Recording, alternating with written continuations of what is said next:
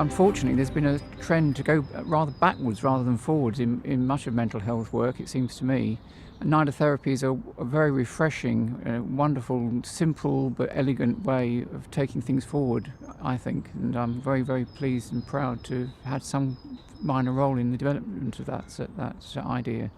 I think in primary care you have difficult patients with mental health problems who maybe have been even discharged or abandoned by secondary care and specialist services, and it's about, enabling them and supporting them to live as full and a healthier life as they can in the community. And often it means, therefore, adapting their environment to their particular preference. Service is quite different from the traditional service, I think. We sort of like very flexible and really like to engage, people who is difficult to engage. I think that's what Nidotherapy is all about, really. Kind of engage them into their own natural environment. Avis illustrates Nidotherapy well. Until recently, she was in a constant battle with the mental health services. She'd been admitted to psychiatric units 17 times in the previous 15 years because she had recurrent psychosis and always failed to take medication when she was outside hospital. A common occurrence, you might say. And so what? She needs to be persuaded to take medication. But 20 years of persuasion has failed over and over again. And this is where Nidotherapy came in.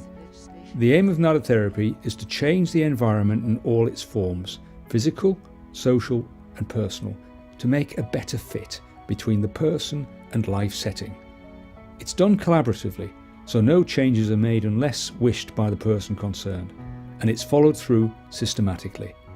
In Avis's case, it was clear she would never agree to medication, but analysis of her psychosis showed each episode was very short, and so we set up a programme to ensure she stayed at home whenever she detected the first signs of illness, and in effect hold out there until she got better.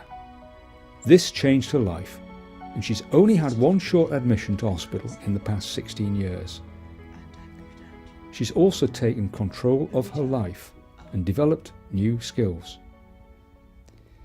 I like it because it's an artistic pursuit, and I was really happy when my work sold. I mean, every piece I ever did got sold, so I was very pleased. And then we get quite well paid for doing these murals. This is not just an unusual case. We carried out a randomised trial in which half the people with severe mental illness had Nidotherapy in addition to their usual treatment in an assertive outreach team. This was a randomised trial where we looked at the cost effectiveness, so the costs and the outcomes of Nidotherapy for comorbid personality disorder and severe mental illness. So this was a group of people who have been severely unwell over a long period of time. We split the group in two.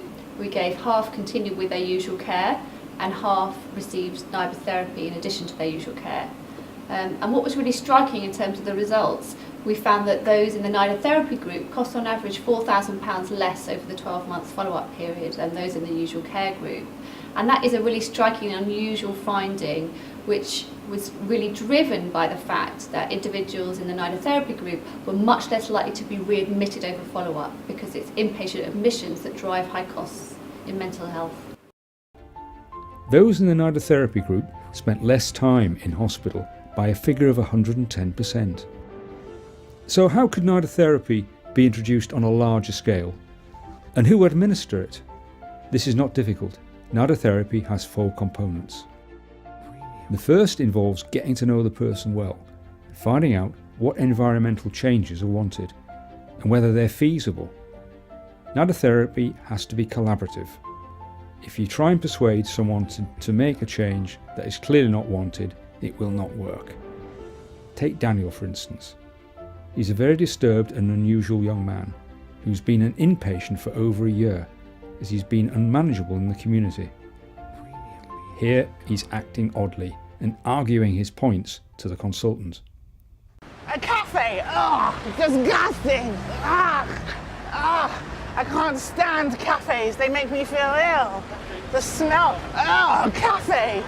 A cafe. Ugh. Professor, a cafe. Yuck. Disgusting. Isn't she beautiful? La, la, la, la. Although it looked as though it would be impossible to find a place in London for Daniel, he persisted in his wishes, and eventually a place was found. He's not been in hospital since. Daniel decided on the right environmental change for him, and it led to eventual success. The second stage of Nidotherapy is the environmental analysis.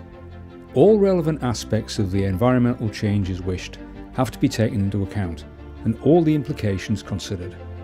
Once this has been done, the third stage, the implementation of the changes agreed, and the setting of timetables for them. These are then carried out and monitored afterwards in case adjustments are needed. Ethel represents an excellent example here. She comes from Prince Edward Island in Canada and had a 30-year history of borderline personality disorder, with many episodes of self-harm and serious depression, and many admissions to hospital. Her nidotherapist became aware that the main environmental problem was the atmosphere and relationships in her home, where she lived with her parents. She wanted to leave home and become independent, but her parents insisted her duty was to stay at home and serve their needs. The nidotherapy solution, presented as a clinical necessity to the parents, was to insist, for the sake of Ethel's mental health, that she had to move away from home, and this was agreed without argument. Since she left home and lived independently 6 years ago, Ethel has lost all her self-harm and depressive symptoms and is a changed person. Her case is now published in Personality and Mental Health. It's not complicated to give nidotherapy, but some supervision is needed to ensure that people are being treated at the right time. No previous specialist mental health experience is necessary, but a great deal depends on the nidotherapist being able to relate well to the person being treated. It's also sometimes necessary to act as an advocate for the patient, and this was necessary with Ethel, as she herself would not have been able to do this successfully. It's so important because an awful lot of people are considered impossible. What they need is nidotherapy to help them live within society and the community and become members of the community and give back to the community, because that's what they actually probably want to do.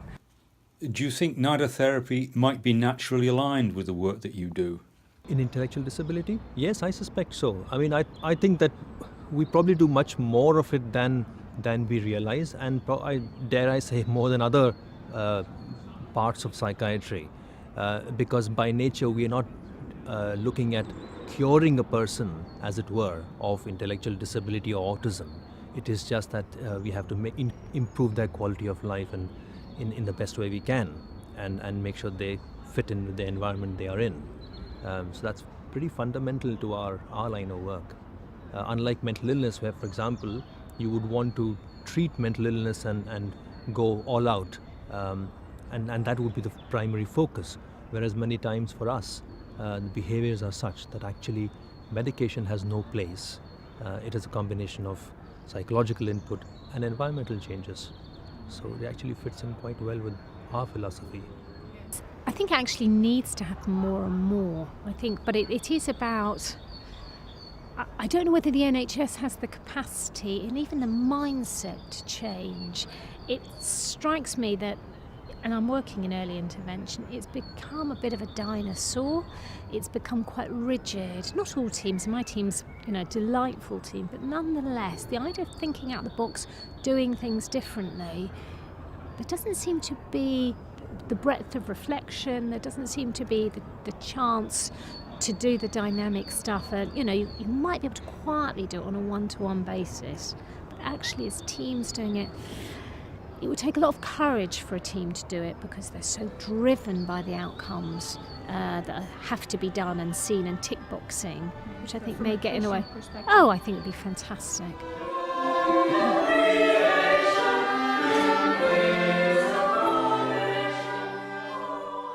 This kind of community-based feel to nidotherapy, bringing the drama as kind of the central core, but bringing in a variety of people, so including patients within the casts of the pieces that we've done as well.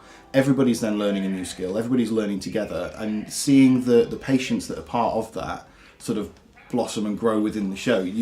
The greatest thing last year when we did Death of King John was not being able to point out who the patient was, and having that real clear divide where everyone had just come into this thing together, and we had a Baroness, we had our amateur cast, we had a couple of professional actors, and we had some patients involved, and you couldn't draw a line between who was who.